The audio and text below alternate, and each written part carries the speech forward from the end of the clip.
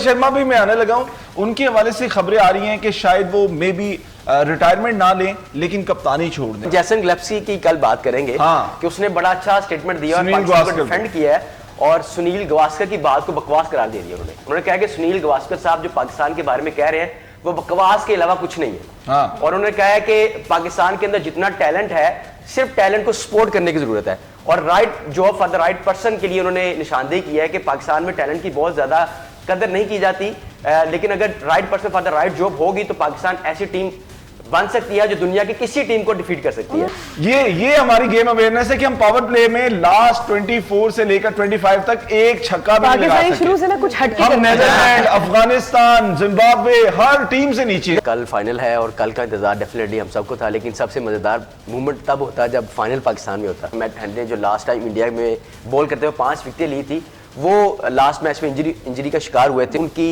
शमूलियत का जो है वो शकुशबाहत आ रहे हैं, उनका कह रहे हैं जो उनके कोच हैं वो कह रहे हैं कि शायद वो फाइनल मैच ना खेल। विराट कोहली के हवाले से भी बताएं कि विराट कोहली के हवाले से भी उन्होंने कहा कि संजीदा नोयत की नहीं है इंजरी। ड्यूरिंग मैच उनको घुटने में बॉल लगी थी जिसमें काफी उनको पेन हुई और उन्होंने फौरी तौर पर अपनी प्रैक्टिस रोक दी थी। दोनों टीमों को जरा थोड़ी सी तशवीश का जो है वो शिकार है इस वक्त। और उन्होंने कहा है कि लास्ट मैच में जहां हमने गलतियां की हैं वो हम नहीं दोहराएंगे और उन्होंने ये भी कहा है कि हो सकता है कि हम पासा जो है पलट दे और इंडिया से हम बाजी ले जाएं। हेलो एंड अस्सलाम वालेकुम, it's champions trophy 2025 in Pakistan and it's champions clash on discover Pakistan और मुझे कहते हैं आरिफ इकबाल और मुझे कहते हैं अर्शिया अब्बास। कैसे हैं आप सब लोग? उम्मीद करते हैं खैरियत से होंगे और चैंपियंस ट्रॉफी अपने एहतरामी मराहिल में है और कल का इंतजार सबको है क्योंकि कल खेला जाएगा दुबई के इंटरनेशनल स्टेडियम में इंडिया वर्सेस न्यूजीलैंड के दरमियान चैंपियंस ट्रॉफी का फाइनल और ये फैसला करेगा कि कौन उठाएगा चैंपियंस ट्रॉफी। और इसी पर बात करने के लिए हमारा एक्सपर्ट पैनलिस्ट हमारे साथ मौजूद हैं। सो अदन वेलकम और जेबी राकेश साहब वेलकम जी, कैसे हैं? फ्रेश लग रहे हैं? अल्हम्दुलिल्लाह, A1 जबरदस्त जिंदाबाद। जबरदस्त जिंदाबाद। मलिक साहब हमारे मुखबर और खबरी, मलिक साहब कैसे मिजाज हैं? बेहतरीन अल्हम्दुलिल्लाह। एहतमामी मराहिल में जा रहे हैं डेफिनेटली जी, अब एक दिन बाकी है और कल फाइनल है और कल का इंतजार डेफिनेटली हम सबको था, लेकिन सबसे मजेदार मूवमेंट तब होता है जब फाइनल पाकिस्तान में होता है। हम ये बात पहले भी कर चुके हैं। साहब ये बताएं कि दुबई की कोई खबर है अंदर की? दुबई की बड़ी खबरें आज डिस्कस करेंगे भाई। अरबियों में आपको अंदर दिया है? बड़ी हम नहीं जाते लेकिन हमारे सोर्सेज तो जाते हैं ना। बात क्या खबर है दुबई की? क्या कर रही है? आज हम बात करेंगे बड़ी अहम खबरों पर। अहम खबरों पर आज हम बात करने वाले हैं। यहाँ तो आप टेक ओवर कर लें शो। आप क्यों अरेस्ट को इनसिक्योर कर रहे हैं उसकी सीट की वजह से? नहीं करूं, आप ही करें, मुझे नहीं मिनट बाद आ जाता जी देखें तो ये वो नहीं। अच्छा जी, अब हम बात स्टार्ट करते हैं। कल जो है वो मैच है और क्या अब प्रैक्टिस सेशन तो कल हुआ है और विराट के हवाले से कुछ खबरें आ रही हैं, मैट हेनरी के हवाले से, तो जरा बताएं। बिल्कुल जी, कल प्रैक्टिस सेशन हुआ बड़ा मजेदार और इसमें मैट हेनरी के हवाले से बड़ी अहम खबर आ रही है कि मैट हेनरी जो लास्ट टाइम इंडिया में बॉल करते हुए 5 विकेटें ली थी, वो लास्ट मैच में इंजरी का शिकार हुए थे और उनकी शोल्डर पे पेन है, तो वो उनकी शमूलियत का जो है वो शकुशबाहत आ रहे हैं। उनका कह रहे हैं जो उनके कोच हैं वो कह रहे हैं कि शायद वो फाइनल मैच ना खेल। और विराट कोहली के हवाले से भी बताएं कि विराट कोहली के हवाले से भी उन्होंने कहा कि संजीदा नोयत की नहीं है इंजरी, लेकिन विराट एक मेरा ख्याल है विराट कोहली की डेफिनेटली बड़े फिट प्लेयर हैं इंडिया के और कल उन्होंने प्रैक्टिस सेशन में हिस्सा लिया था और बड़ी देर तक वो खेलते रहे, लेकिन ड्यूरिंग मैच उनको घुटने में बॉल लगी थी जिसमें काफी उनको पेन हुई और उन्होंने फौरी तौर पर अपनी प्रैक्टिस रोक दी थी। मतलब वहां पर मौजूद जो थे उनके डॉक्टर उन्होंने चेक किया था, उन्होंने कहा था कि बहुत सीरियस इंजरी नहीं है, लेकिन उन्होंने उस वक्त प्रैक्टिस में हिस्सा लेने से उनको इन कॉजेस से इंडियन टीम की परफॉर्मेंस पे कोई फर्क पड़ सकता है? डेफिनेटली नॉट, क्योंकि उनके पास मेरे ख्याल से बैकएंड पे बड़े अच्छे बैट्समैन हैं। विराट कोहली भी चूंकि एक फिट इंसान है तो उन्होंने फौरी से अपने आप को बकअप कर लिया था, तो मुझे लगता है कि उनके लिए कोई बड़ी बात नहीं। लेकिन एक फाइनल देख लें कि वो हाईएस्ट विकेट टेकर हैं टीम के, तो इस टूर्नामेंट के भी अलार्मिंग हो सकती है। दोनों टीमों को जरा थोड़ी सी तशवीश का जो है वो शिकार है इस वक्त। जेबी राकेश साहब, आपकी टीम में भी कोई इंजरी होती है और कोई इलाज के लिए आप भी भिजवाते हैं कोई ऑस्ट्रेलिया जैसे? नहीं, सर सेके पड़ जाते हैं, मुंह पे आलू पड़ जाते हैं, फिर भी आगे बैट्समैन खड़ा होता है एक का खोल के। सर कोई मजबूरी नहीं सर। अच्छा, खेलना है, सिर्फ खेलना है जी, और कोई काम नहीं है। बिल्कुल ठीक है। और वैसे सर ये इंडिया की जो मैं इंजरी की बात ये कर रहे हैं ना, मैं आपको कहूँ कि इंडिया को ना को बहुत ज्यादा फर्क नहीं पड़ता, ठीक है, और स्पेशली विराट कोहली साहब को कोई फर्क नहीं पड़ता, ये कदी बॉल लगने से कोई मसला नहीं हो, देख लीजिएगा। क्यों वो पत्थर के बने? और नहीं सर उन्होंने पत्थर का बना लिया अपने आप को। हाँ, ये उन्होंने बड़ी जितने बड़ा फिट रखा हुआ अपने आप को, अंदर से बड़े स्ट्रॉन्ग है वो, और उनके लिए मेरे ख्याल से इतनी सी इंजरी को मायने नहीं रखती। बिल्कुल ठीक है। अब कल दुबई की पिच जिस तरह से हम देखते हैं स्पिनर्स को काफी मदद देती है, तो अब 4 स्पिनर्स के साथ ही इंडिया जो है वो जाएगा और 4 स्पिनर ही न्यूजीलैंड में होंगे। और कल जो कैप्टन है सेंटनरी, उन्होंने बात की है, उन्होंने कहा कि विकेट चूंकि दुबई का स्लो है तो वहाँ पर स्पिनर्स को मदद मिलेगी, तो इसलिए उनका जो स्टांस मुझे लग रहा है वो स्पिनर्स पर ही रिलाई करेंगे। फास्ट बॉलर मैट हेनरी अगर उनको ज्वाइन नहीं कर रहे तो मेरे ख्याल से उनका जो बेसिक जो उनका मुद्दा है वो यही है कि यार स्पिनर्स हमें साथ देंगे, रविंद्रा है, आपको पता है सेंटर खुद भी है, ग्रेसवेल है, तो वो मेरे ख्याल से उनके लिए कुछ ज्यादा बड़ी बात नहीं है। और उनको पता है कि लास्ट मैच में कहाँ कहाँ गलतियां की है, और उन्होंने कहा है कि लास्ट मैच में जहां हमने गलतियां की है वो हम नहीं दोहराएंगे, और उन्होंने ये भी कहा है कि हो सकता है कि हम पासा जो है पलट दे और इंडिया से हम बाजी ले जाएं। ये देखा ना, ये अच्छी टीमें जो होती हैं उनको पता होता है हमने आखिरी मैच में कहां पे गलती की। हमारी टीम अगला मैच खेल के कहती है भाई एच बहुतियां हो गई। अदर आपको क्या लगता है दोनों टीमों को अगर हम देखते हैं तो कौन सी टीम जो है वो स्टैट्स के हिसाब से या फिगर्स के हिसाब से आपको बेहतर लगती है? बिल्कुल ऐसे ही है। देखें इंडिया का ऑब्वियसली हम लोग भी hope that India wins, but देखें सब लोगों का एक मानना यही है कि इंडिया को अगर कोई टीम डिफीट कर सकती है तो इस टाइम वो न्यूजीलैंड है। एक डेफिनेटली एक बहुत टफ मैच होने वाला है, और इसके अलावा अगर एक बंदे की मैं बात करूं जिससे स्पेशली इंडिया को जो है वो वैसे तो न्यूजीलैंड की टीम में सारे ही बहुत कमाल के हैं। आप रविंद्रा को ही देख लें, उन्होंने अपनी इस चैंपियंस ट्रॉफी के अंदर उन्होंने 2 सेंचुरीज कंप्लीट कर ली हैं अपने 3 मैचेस के अंदर ही। और विलियमसन जो कि उनकी बैकबोन है, बहुत ही बेहतरीन परफॉर्म करते हैं डेफिनेटली। तो एक बहुत टफ मैच होने वाला है, इस टाइम कहना बहुत मुश्किल है कि कौन जीतेगा। ज़ेबी राकेश साहब आपको क्या, आपने फैक्ट्स एंड फिगर की बात की है तो मेरा ख्याल है कि जो इंडिया की टीम है ना उसमें रोहित शर्मा को निकाल के बाकी सबका फिगर बहुत अच्छा है। रोहित शर्मा भी मैं आने लगा हूं, उनके हवाले से खबरें आ रही हैं कि शायद वो मे बी रिटायरमेंट ना लें लेकिन कप्तानी छोड़ दें। ये आगे खबरें आ रही है, वो हो सकता है कि उनका ये कहना है कि चूंकि वो एक बड़े लंबे अरसे से टीम के साथ एसोसिएटेड हैं तो वो शायद रिटायरमेंट ना ले, लेकिन जो कि वो उनका कोशिश ये भी है कि पीछे से जो आने वाले नौजवान हैं उनको मौका दिया जाए, तो वो हो सकता है कि कोई नौजवान है उनमें से टीम में से जो वो कैप्टनसी संभाल ले और ये एज ए टीम मेंबर उनमें शामिल है। ये भी अच्छी स्ट्रैटेजी है, बहुत अच्छी स्ट्रैटेजी है, ये मेरे ख्याल से एक गैरत की निशानी भी है। ये हमारी टीम में ऐसी चीजें क्यों नहीं है? जब बंदा थोड़ा बुजुर्ग हो जाता है ना तो अच्छाई यही होती है कि बच्चे जो हैं वो फिर जिम्मेदारियां संभालते हैं, बुजुर्गों को कहते हैं अब रेस्ट करें। मुझे पर्सनली ऐसा लगता है कि Rohit Sharma is a very good captain और बड़े अच्छे तरीके से टीम को, लेकिन अब वो उस तरह से फिटनेस मसाइल का शिकार हैं, हो सकता है मे बी रेगुलर मैचेस ना खेलें, तो यही निशानी एक अच्छे कैप्टन की होती है कि वो अपनी टीम की परवाह करता है, वो अपनी सेल्फ परफॉर्मेंस के डिफेंस में लोग ये कह रहे हैं कि उनके डिफेंस में भी लोग ये कह रहे हैं कि cricket is about your performance, it's not about modelling. लोग उसको काफी डिफेंड करें क्योंकि लेकिन देखिए एक जो उनकी शमूलियत का बड़ा फायदा जो इंडिया को होने वाला है, आपको याद होगा 2017 की चैंपियंस ट्रॉफी में शुएब मलिक उस वक्त टीम का हिस्सा थे। उनका फायदा ये हुआ था कि उन्होंने सिचुएशन बाय सिचुएशन टीम को गाइड किया था कि किस तरह लीड करना है, किस सिचुएशन में कौन सा डिसीजन लेना है, तो मेरे ख्याल से उनकी शमूलियत में ये बड़ा फायदा होने जो है वो एज कैप्टन जो है ना रोहित शर्मा, मुझे लगता है कि उनको रहना चाहिए भी। रहना चाहिए। बड़ी अच्छी स्ट्रैटेजी है। क्यों रहना चाहिए वैसे सर? क्योंकि जो मेंटल स्ट्रेंथ है ना वो किसी किसी में होती है बहुत स्ट्रांग, ठीक है, तो मुझे लगता है कि रोहित शर्मा इस वक्त कैपेबल हैं उस पूरी टीम के अंदर। तो उनके मोटापे की वजह क्या है? लेकिन देखिए मोटापा खा रहे हैं। नहीं, उनके मोटापे की वजह पता क्या है? वो सिर्फ आके ना सर ना सिंगल डबल लेते हैं, सिर्फ छक्के। लेकिन मैं अभी यहाँ पर ये तस्करा कर दूं कि उनकी बात की जा रही है कि उनकी परफॉर्मेंस बहुत अच्छी नहीं है। उनकी बुरी परफॉर्मेंस भी हमारे बेहतरीन परफॉर्मेंस से बेहतर है। और उनकी परफॉर्मेंस, उनकी कैप्टनसी जो इतनी मशहूर है अभी थोड़े दिन पहले जो है वो कुलदीप यादव के साथ उनकी कैप्टनसी बहुत ज्यादा हम लोगों ने देखा, इधर से कोहली और उधर से रोहित। हम लोगों ने मैचेस में देखा उनकी सांस फूल रही है, वो परफॉर्म ठीक से नहीं कर, फिर भी वो जो कर रहे हैं हमारे फिट प्लेयर्स नहीं कर। छक्कों की आपने बात की है तो मैं आप सबसे पूछता हूं कि अभी तक हम अगर पावर प्ले की बात करें, जिस तरह वनडे में 1 से लेकर 10 ओवर तक पावर प्ले 1 होता है, तो उसमें कौन सी टीम ने सबसे ज्यादा छक्के मारे? तो मुझे बताएं जरा कौन सी टीम होगी? मेरे ख्याल से इंडिया की ज्यादा परफॉर्मेंस बेहतर है। वो इंडिया नहीं, आपने एक जवाब देना, मैं उसके बाद आपको बताता हूँ कौन। इंडिया जी। ज़ेबी राकेश साहब? इंडिया जी। Australia I guess. भाई वाह, हमारे जो एक्सपर्ट्स हैं, मतलब ये नॉलेज होता है, गेम अवेयरनेस होती है। इंडिया के 32 छक्के हैं पावर प्ले के अंदर और ऑस्ट्रेलिया के 29 हैं। अब लास्ट पे कौन होगा? हाँ जी ज़ेबी राकेश साहब? मैं ही होऊंगा। कौन सी टीम? पाकिस्तान 0 छक्के। वाह वाह वाह वाह, क्या बात है। मैं से हिसाब लगा लेना था आपने। ये हमारी गेम अवेयरनेस है कि हम पावर प्ले में लास्ट 24 से लेकर 25 तक एक छक्का भी नहीं लगा सके। शुरू से ना कुछ हटके हम नेदरलैंड, अफगानिस्तान, जिम्बाब्वे हर टीम से नीचे। लेकिन सर एक आप कर ले बात। नहीं, आप फिर काटें। नहीं, आप करें। सर देखिए, पावर प्ले में पावर की जरूरत होती है।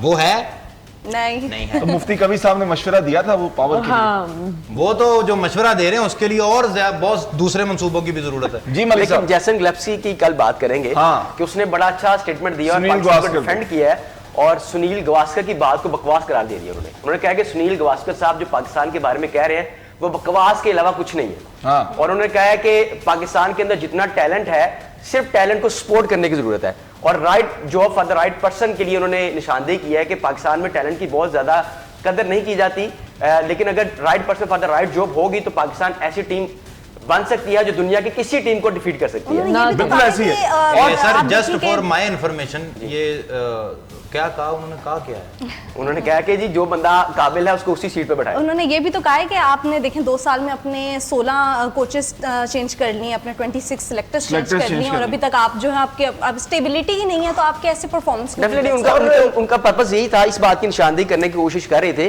कि यहाँ पर ना बिला वजह की जॉब्स बड़ी ज्यादा क्रिएट की गई हैं। अगर टैलेंट कोई आता है तो उसको सपोर्ट नहीं किया जाता बल्कि जो सिफारशी प्लेयर्स होते हैं उनको ज्यादा प्रेफरेंस दी जाती है। अगर इस मेरे ख्याल से एलिमेंट को निकाल दिया जाए तो पाकिस्तान के अंदर एक ऐसा टैलेंट भी आ सकता है जिसकी वाकई पाकिस्तान की और टैलेंट के हवाले से हमने बात की है तो एक बड़े ही क्लोज हमारे एक दोस्त ने उन्होंने ये बात कोट की है कि दुबई स्टेडियम में जब मैच हो रहा था इंडिया पाकिस्तान का तो उन्होंने कुलदीप को कहा यार थोड़ी हल्की बॉलिंग जो है वो करवाएं, वैसे ही मजाकिया जो एक तंज होता है तो उस पर उन्होंने कहा कि अपनी टीम को बड़े दिल के साथ जो है वो खेले।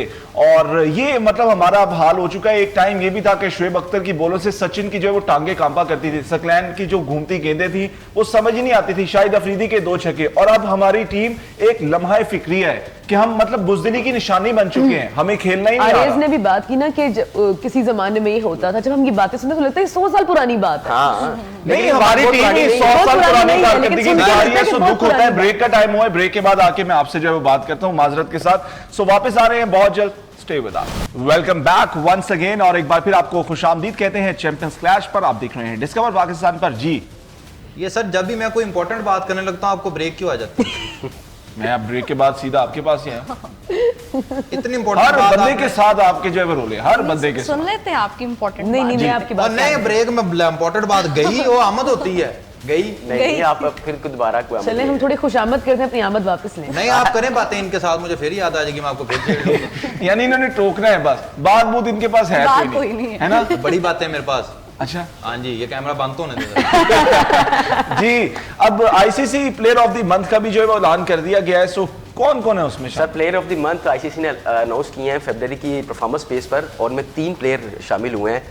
2 तो वो हैं जो फाइनल में पार्टिसिपेट कर रही हैं, एक न्यूजीलैंड का फिलिप्स और शुभमन गिल इंडिया से और स्टीव स्मिथ जो है वो ऑस्ट्रेलिया से उन्होंने शामिल किया है। और 3 प्लेयर जो है वो फरवरी के प्लेयर ऑफ द मंथ हैं और ये मैं समझता हूँ कि बड़ी बात है। शुभमन गिल बाकी तमाम प्लेयर जो विराट कोहली और कोहली और दीगर जो प्लेयर्स हैं उनको डिफीट करते हुए अब पहले नंबर पर आ गए। वाह जी वाह भाई क्या बात है। और स्टीव स्मिथ के हवाले से आपने विराट कोहली को एक्सपेक्ट कर रहे थे सारे के लेकिन स्टीव स्मिथ के हवाले से वो एक वीडियो है, बहुत ही इमोशनल वीडियो है कि वो कहते हैं ना कि दुख होता है। हाँ। एक एज अ लीडर आप जब टीम को लीड कर रहे होते हैं तो वो दुख नजर आ रहा होता है, रो रो के बुरा हाल था उस इंसान का। और यहाँ हमारा कप्ताना मेरी जाना है रिजवान साहब जो कि कहते हैं फर्क ही नहीं पड़ता बांग्लादेश का मैच जीते या हारे, हम मतलब किसी के सारे जा रहे नहीं, या तो विन है या फिर वो तो अब छोड़े ना। उसके अलावा भी बहुत सारे मोमेंटम इतना मुंह पे लाते हैं कि मैच में मोमेंटम खो देते हैं, उनको मोमेंटम जो है वो हासिल ही नहीं होता। कप्ताना मेरी जाना इस वक्त खर्च कर देते हैं। कप्ताना मेरी जाना इस वक्त जो उम्रे पे गए हुए हैं बाबर के साथ और नसीम के साथ। सो अच्छी बात है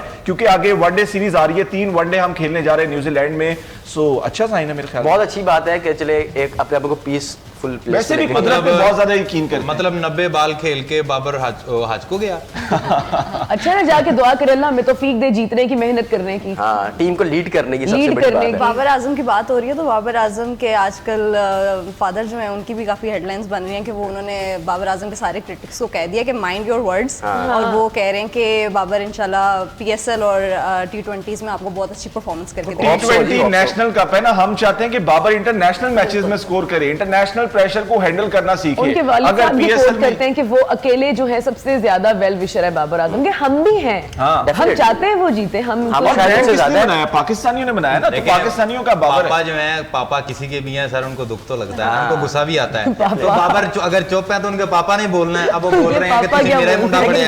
बाबर व्लॉग में काफी नजर आ रहा है अपने भाई के। मैं उनकी असल बात बताऊं जो कहना चाह रहे हैं, वो कह रहे ओए टीम च 10 और भी तुझे मेरे मुंडे पीछे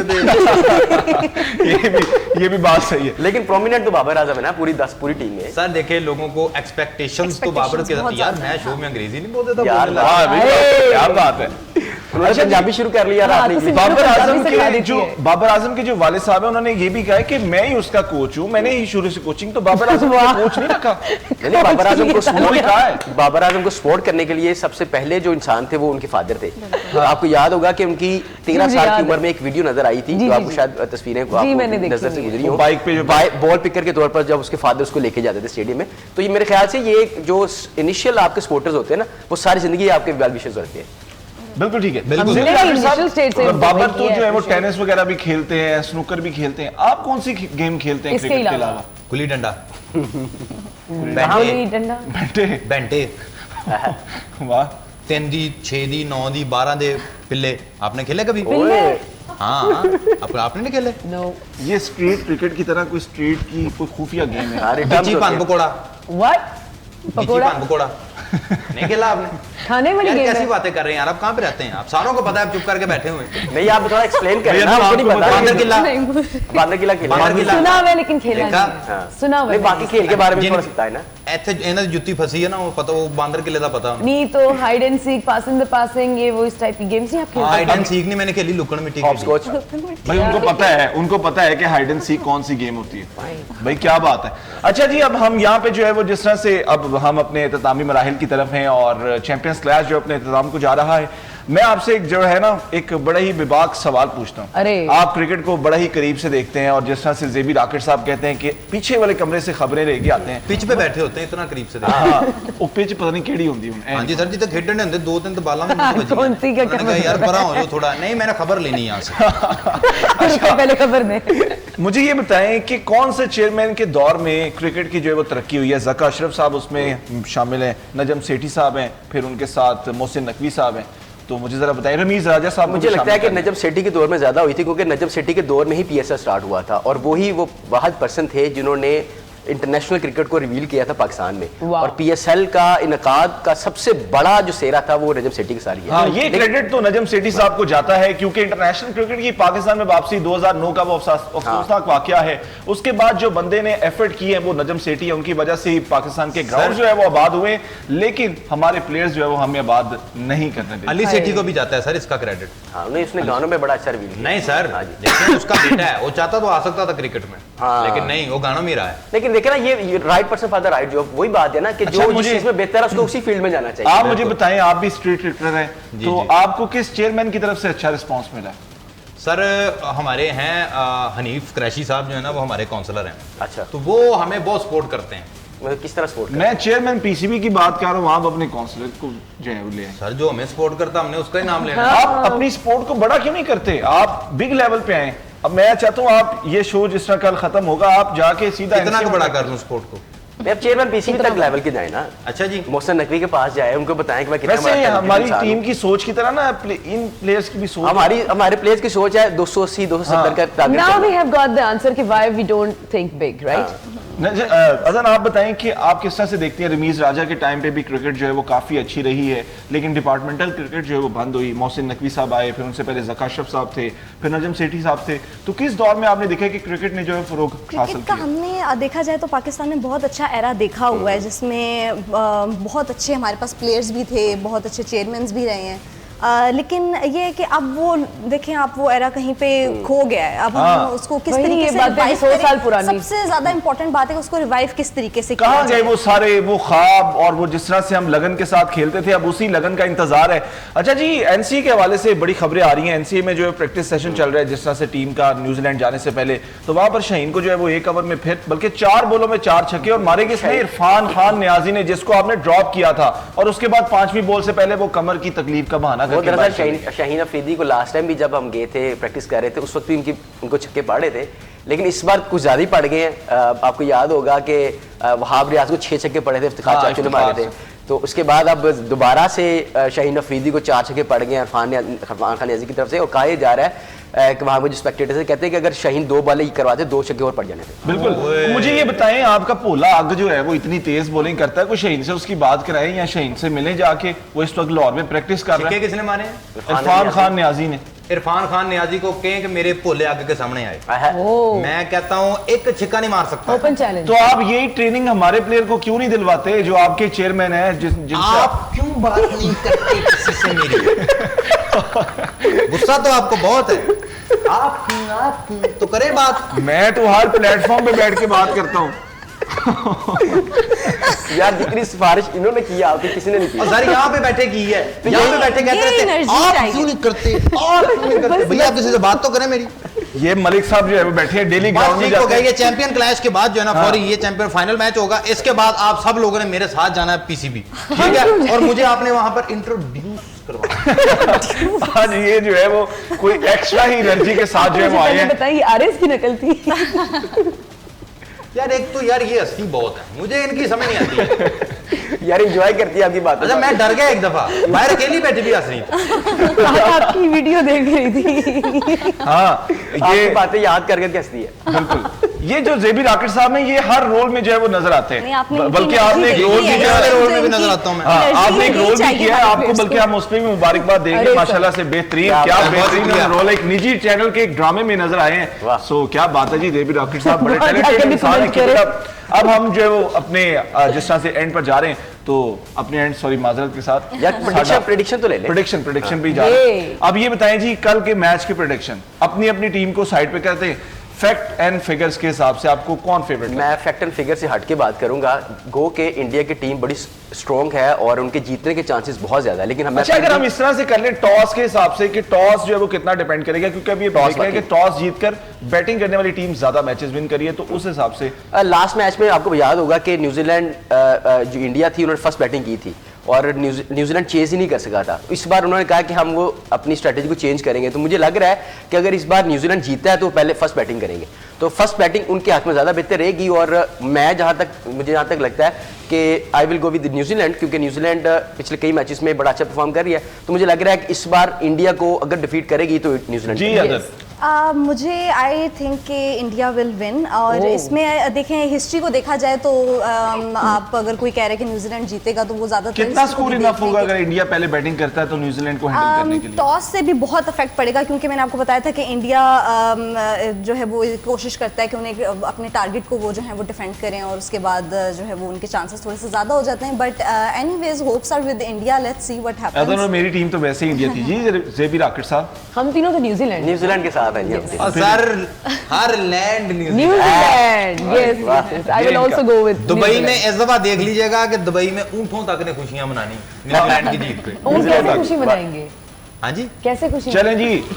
चैंपियंस ट्रॉफी के फाइनल के बाद एक दफा टेस्ट चैंपियंशिप्स में भी जो है वो न्यूजीलैंड और इंडिया फाइनल में गए थे और तब भी न्यूजीलैंड जीता था। तो हिस्ट्री को देखा जाए तो फिर न्यूजीलैंड का नाम आ गया। लेकिन आपने अपनी टीम जो है वो सेम ही रखनी है और बहुत शुक्रिया आप सब लोगों का।